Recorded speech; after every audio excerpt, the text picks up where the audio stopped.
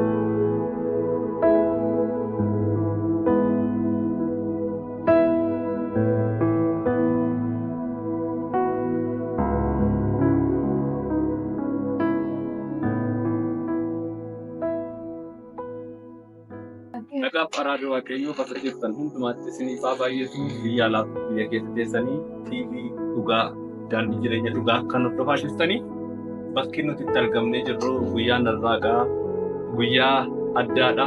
Nuuf akkuma keessattuu ganda baadiyyaa tokkotti argamnee uummata kana duukaa ayyaanessaa jirra. Gooftaan keenya Iyyasuus Kiristoos waan guddaa nu barsiise, gara laafummaa nu barsiise, waliif yaaduu nu barsiise. Nutis kan qabnu irraati waldaan kiristaanaa daandii dhugaa, daandii jireenya dhugaa fi TV'n jireenya dhugaa wal ta'uudhaan bakka kanatti ganda kanatti argamne. Amma immoo kallattiimaan gaaffii badhaasa qabu gaafanne namoonni gaaffii kana deebisanii badhaasa kana hin argatu jechuudha. Raajii takkiidhaan gara kanatti nafeera gaaffii kanan gaafataa carraa gaarii isinii fawwaa milkaa. Gooftaan koo hunduma keessanii hojjetu jedha. Har'aa kun wajjin argamee ayyaana du'aa ta'uu kana fakkii immoo ayyaaneffachuu kootiiti. Gooftaa guddaan galateeffadha. Na beektu tattalee bulteen jedhani amma obbo Bultee Dhalataa Ma'aas. Kanaan dura waggaa waggaadhaan Naqamtee irratti qopheessina turre. Yeroo darbee waggaa darbee Naqamtee irratti nama 234 fi nyaachisa qopheessinee achitti nyaachisa qopheessinee fi namoota wajjin dabarsine turre. Waggaan isaa gaafa ga'u immoo baranaa affeerraa tola waaqii dinagdee guddaan galateessanii kun godheeni isin gidduutti argameeni waama xiqqoo waan qabnurraa iddoo lamatti ishee ergoonee tokko Anaalee Qaallachaa magaalaa Gatamaa keessatti akkasuma deeggarsa akkasii amma sa'aatii kana booddeen eeggata. Amma immoo isinii wajjin iddoo kanatti immoo argamee isiniin beeksisnee gara sanatti deemuuf jedhaa jirra. Kanumaan kan wal qabate gaaffiitu jira. Gaaffiima waa'ee deeggarsa naannoo kana kan wal qabate namoonni deebistanii badhaasa birriin jiraachuudha. As keessaa namoonni booddee immoo carraanii hidhaa hin jiraata jechuudha. Birriin bahee hin deebi'ee hin galu yoo deebisuu dadhabdan hidhaadhaan wantoota fudhatan jiraachuu danda'a. As keessaa gaaffii 2-3 isin gaafannaa isa booddee garuu gara hidhaatti hin deebi'a. Namoonni deebisatanii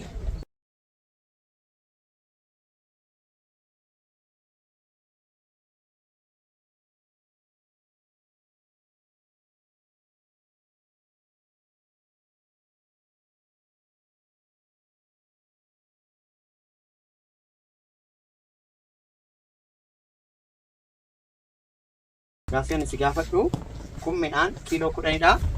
Kunis dhagaa kiiloo 10dha. Asii baatee gara magaalaa Gatamaatti gabaa namoonni gaafa geeffatanii dhagaa kiiloo 10 asiin kaawwatanii midhaan kiiloo 10 asiin kaawwatanii gidduutti baattatanii geessu. Maaliif madaallii isaa eeguudhaaf. Digaleera otuu si ta'e hin baattaa? Suna ta'ee dhagaa hin baatu. Maaliif? Dhagaa waan ta'e dhagaa bukkeetti baatee deemuu hin danda'u hin baatadha. Maal sammuu madaalli isaa si jalaa dhaba? Madaalliin isaa si jalaa dhaba. Madaalli isaa waleessisachuudhaaf akka nama hanqaaqufaa baatee geessuu jira mitiire. Kanaaf jecha baadhatanii geessu. Utuu si ta'e hin baattaa? Maaliif? Nan baadhaa rakkinaaf jedhe. Hin baattaa? Hin arganne namoonni deebisuu dandeessan qo'ishi. Achii namni birrii 200 fudhachuudhaaf qophaa'ee jira. Isin keessaa namni yaaltan? Namni yaaltan isaa san baasaa deebisuu fedhaa jira. Birrii 200 fudhachuu fedhaa jiran. Kottas deebi'atu. Ishee akkuma nama gaaffii amma gaafadhe egaa kuni kiiloo 10 kunis kiiloo 10dha. Gara gabaa tokko geeffachuudhaaf namoonni dur beekumsa akka kana qaroomessa akka kana waan hin jiraannee fi madaalli isaa eeguudhaaf gidduutti baadhatanii gara gabaa deemu. Utuu si ta'e hin baattaa? Kana ta'e garuu dhagaa kana hin baadhu. Eeshi. Maaliif? Kun kiiloo 10 miti kiiloo 5 jechuun qaba. Harka walitti rukutaa fi gidduusaa argiteeranii sinirraa si'iteera. Amma immoo gaaffiin ani isin gaafadhu ammas namoonni fedha keessanii as baatanii gaaffiin ani isin gaafadhu gaaffii qal'aadha. Birrii 200dha. Yaadii baay'ee gaaffii salphaadha. Miila keetiin achi baatee ana bira ga'uu hin dandeessaa? Miila keetiin achi baatee ana bira ga'uu hin dandeessaa? Yoo hin dandeessa ta'e mee yaadu?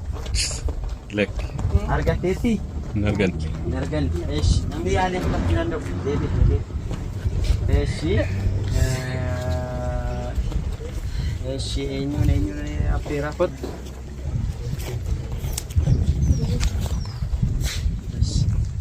Gaaffii anis gaafadhu amma iddoo sana dhaabbattee jirtu. Miila keetiin achii kaatee ana bira ga'uu hin dandeessaa? Isti yaadu.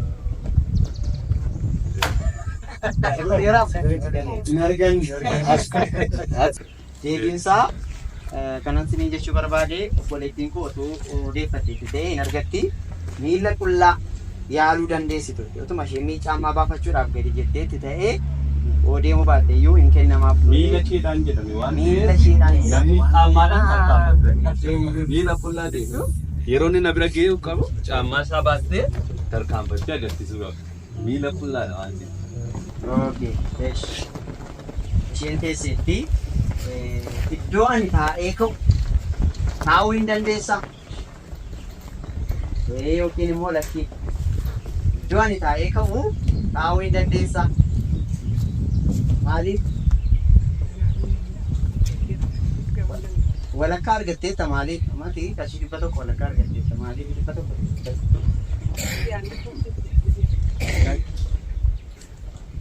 Namni deeffachuu danda'u hin keessaa. Iddoo ani taa'ee ka'u iddoo ati teessee kaatu taa'uu hin danda'u naan jettee sirriidha taa'uu hin dandeessu. Maaliif? Eessa yoon taa'ee taa'uu hin dandeessu ishee? Eessa yoon taa'ee taa'uu hin dandeessu namni deeffatee birii 100 isheerraa ishee godhata. Isin barsiisuuf isin bashannansiisudha. Iddoo ani taa'ee ka'ee taa'uu hin dandeessu sirriidha. Maaliifidha? Eessa yoon taa'ee taa'uu hin dandeessu? Eessa yoon taa'ee ka'ee iddoo sana taa'uu hin dandeessu dhattee ishee. Namni yaallatu hin jiru taanaan nan deebisaa gaaffiisa xumuraadha waan ta'eef ani amma fakkeenyaaf isheerra taa'ee ka'i taa'e kaayoon jedhee akkamittiin teessire ishee isheerra taa'ee ka'e waan ta'eef ofii isheerra deebitee taa'uu hin dandeessu. Kanaafi Gaaffii nama sin gaafannu garuu gaaffii namoota hundumaa. Egaa nama hundumaa mata jechuudha. Beekaas wallaalaas. Namni keessatti garuu warra miidiyaa na duukaa dhufaniinan hundumtuu badhaasa qabaa jechuudha. Namichi tokko waggaa 30tti du'e. Waggaa 60tti immoo na awwaalan. Egaa namichi tokko waggaa 30tti du'e waggaa 60tti na awwaalan. Gaaffiin tokkoffaani namichi kana jechuun maal jechuudha? Inni lammeeffaa namichi kun eessa? Nama badhaasa kan. Kibba lama. Eeshi waggaa. Kottu as kottu. Waggaa 30tti hin du'e. Waggaa 60tti na awwaalan. Tokkoffaa kana jechuun maal jechuudha? Waggaa 30 keessatti waan gaarii hojjete, waan bu'aa qabu hojjete. Garuu inni awwaalame waggaa 60 bu'aa kan hin qabne hojjetedha. Kana keessatti lakkoofsa hin qabu jechuudha hojjetan bu'aa hojjete hin qabu. Waggaa 30 kana eessa ture? Waggaa 30 waan mantaane waan qoshaashaa. Fakkeenyaaf amma ani waan bu'aa qabu tokko biyya kootiif ta'e ofii kootii yoon buuse yookaan immoo naftis tole jechuudha waan gaarii hojjedhe ofii kootii jireenyi naa darbee amma sana gidduutti waggaa 30. Waggaa isa kan garuu kan tuumatti jooraa ture kan tuumatti bu'aa waan hojjedhe hin qabu jechuudha. Very good. Gaafficha deebiseera dhibbaa dhibbatti. harka walitti rukutaa. Namichi kun waggaa 30 guutuu karoora qabaa, jireenya qabaa, illaffaa akka nam tokkoon hojjeta. Waggaa 30 hanga 60 garuu lubbuudhaan jira. Garuu maal godhe? Kaayyoo fi abjuu isaa dagate jechuudha. Bara jiraattan keessa sabbiin guutatiin dhaamsi keenya jechuudha. Egaa daawwattoota keenya carraan keenya fuudhamuudhaa fi ixaan keenya dhufeera. 15 hoogganaan asii 15 lakkaa'ee miidiyaa duratti ifa nuu godha 15 sana bira na lakkee. Ilaala hundumti keessa. 2 3 4 5 6 7 8 9 10 11 12 13 14 15. Sirrii. Lakkoofsi kun hin beekamu ilaala. Booda isaa ilaalaan dutti keessa. Booda lakkoofsa maramaan beekama akka hin jennetti miidiyaa. Okay. Ish. Tokko tokko afuratan. Bara hiikadhaa. Nama lakkoofsi bee. Nama lakkoofsi bee. Qabataa ta'a. Nama lakkoofsi bee. Hiikad. Nama lakkoofsi bee. Gadi qabadhaa. Nama lakkoofsi bee dhumarratti. Nama lakkoofsi be'eef.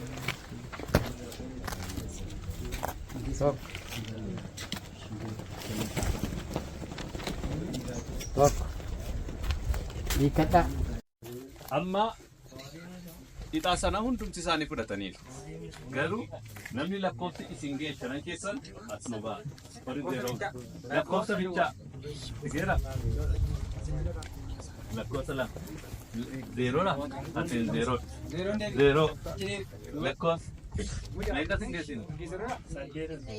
Saddeetidha. Bakka gammaddaa. Saddeet.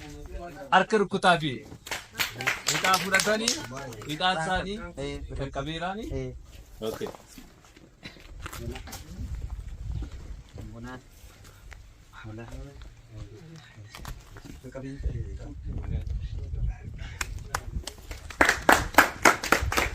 Gaaffii kan geggeessitoota. Gaaffii geggeessitoota. Nama eeyyuu gaafata. Gaaffii sinumaati yoo waan kan laali namni kun baay'ee salphaadha. Kennaa jechuuf hin dandeessu. Kanaafiyyuu waan hin jedhu naa wajjin jedhu. Waan hin jedhu daftee jechuudha.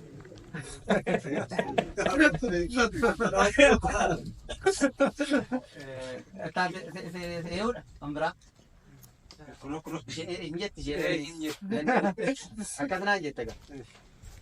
Nama nafa laafutu lafa rafa nafa laaftaaf lafa.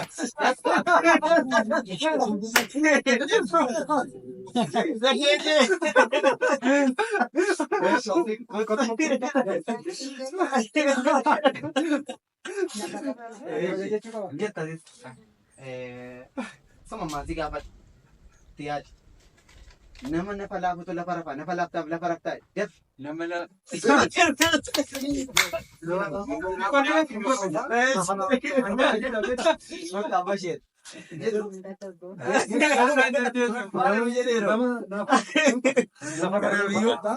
Gaaffichi hin deebine. Namni kan biraa keessa moo isaan warra waanii keessaa illee dabalachuu danda'u. Namni jecha kana jechuu danda'u. Jecha kana jechuu kan danda'u. As keessaa hundumaa yaadanii jedhu. Kottura deebi'aa miti kaa. Sama. Badhaaf abtaa qoy. Amma ati waantee dhuftee allama daftee allama daddaftee nama nafa laafutu lafa rafaa nafa laaftaaf lafa raftaa daddabi allama. Nama nafa laafutu lafa rafaa nafa laaftaaf lafa raftaa. Hin dandeenye.